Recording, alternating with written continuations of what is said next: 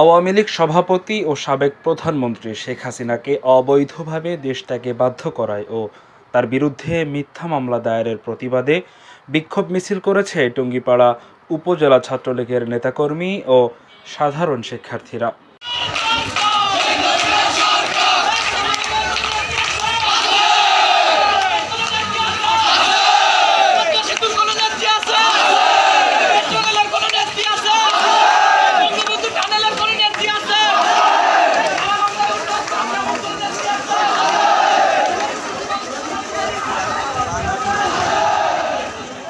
রবিবার ৮ সেপ্টেম্বর দুপুরে সরকারি শেখ মুজিবুর রহমান কলেজ ক্যাম্পাস থেকে বিক্ষোভ মিছিল বের করা হয়।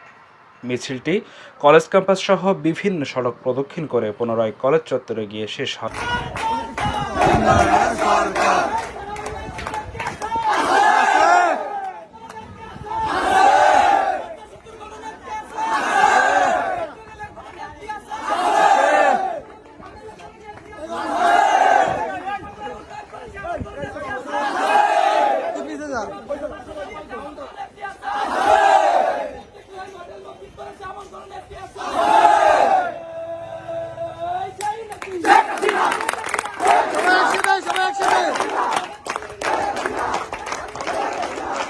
টুঙ্গিপাড়া উপজেলা ও সরকারি শেখ মুজিবুর রহমান কলেজ শাখা ছাত্রলীগ এই কর্মসূচি পালন করে।